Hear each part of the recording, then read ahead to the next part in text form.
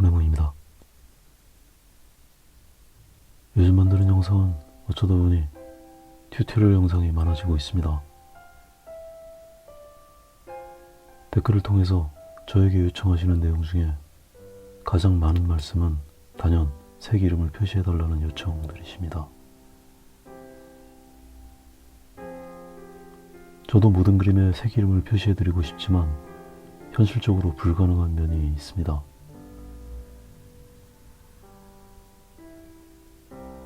저는 제가 그림 한 장을 완성하면서 얼마나 많이 색을 바꿔가면서 그림을 그리는지 솔직히 저도 잘 모릅니다.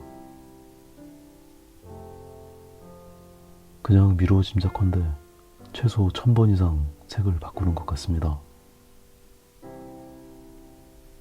특히 후반 과정에는 터치 한 번에 한 번씩 색을 바꾸는 경우도 있습니다.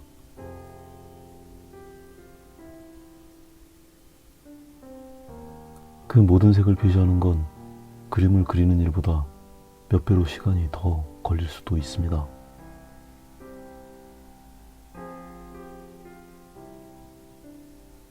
이 그림처럼 작심하고 색을 표시할 작정을 하고 그리는 몇몇 개의 그림들은 종이도 작은 종이에다 그리고 색 변화도 최대한 억제하면서 그려서 그나마 색 표시를 할 수 있습니다.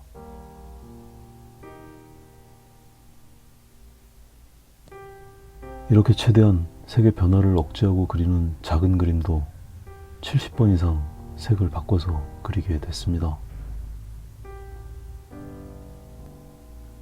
어떤 때는 색을 억제하면서 그리는 일에 너무 얽매여서 그림이 망가지는 일도 간혹 일어납니다.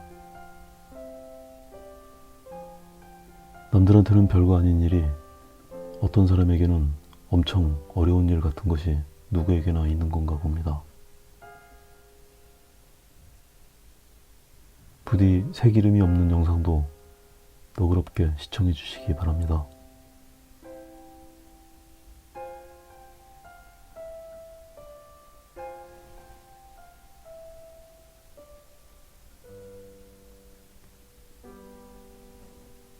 불과 몇 주 전에 올해 마지막 그림이니 첫 번째 영상이니 했었는데 이번 주는 설날 기념 영상이 되어버렸습니다. 우리나라 사람들은 나이 욕심이 참 많습니다. 해가 바뀌면 우선 한 살을 먹어두고 설날이 되면 떡국과 함께 또 한 살을 먹습니다. 그리고 나서 생일이 되면 진짜 나이라고 하면서 한 살을 더 먹습니다.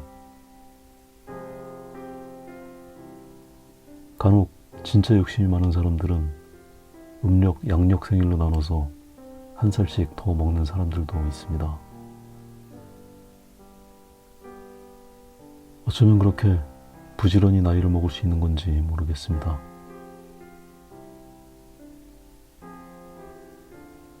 설날 특집 영상이라고 준비해놓고 심란하게 나이 먹는 얘기를 늘어놓았습니다.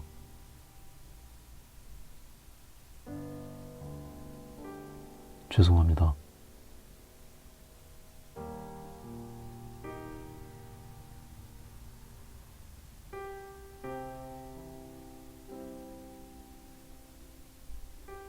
이번 그림은 말씀드린 대로 튜토리얼 영상으로 만들었습니다.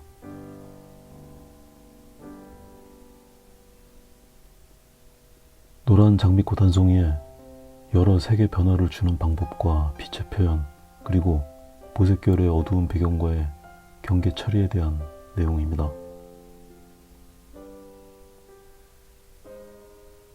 이 전의 사과 그림이나 황동물병 그림은 10가지 색 미만의 색을 사용했지만 이 그림은 색 변화에 중점을 둔 그림이라 15개 정도의 색을 사용했습니다.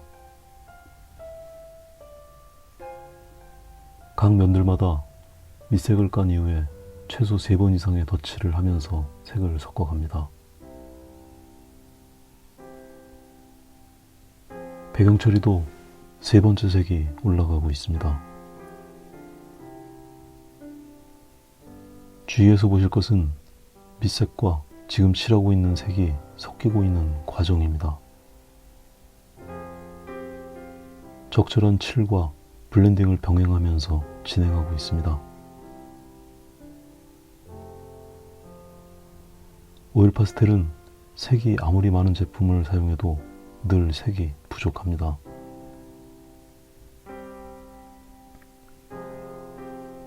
내가 쓰고 싶은 딱 맞는 색은 늘 없습니다.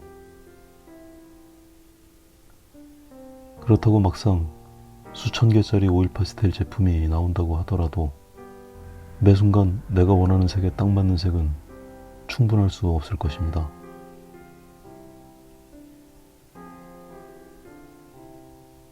그림 한 장에 필요한 색은 수만 개일 수도 있기 때문입니다.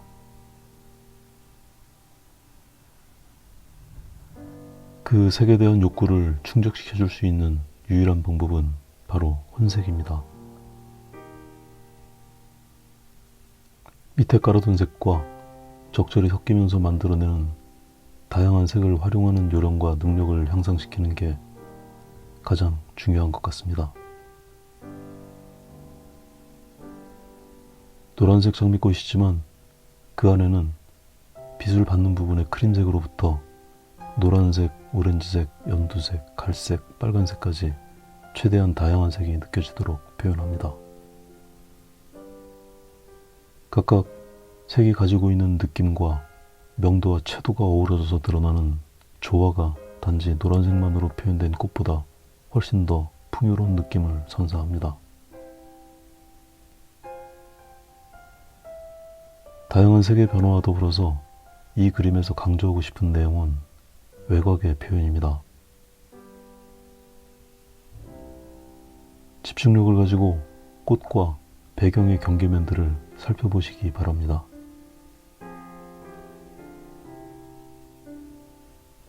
어두운 배경과 밝은 꽃이 만나는 외곽이 그저 극명하게 부딪히기만 하는 것은 아닙니다.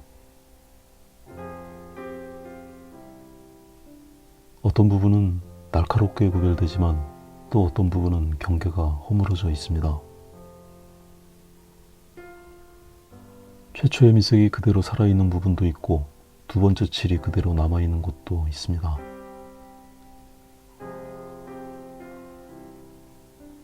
이렇게 다양한 경계면의 처리들이 사물과 배경이 단절되어지지 않고 서로 조화를 이루어 풍성하게 보이도록 도움을 줍니다.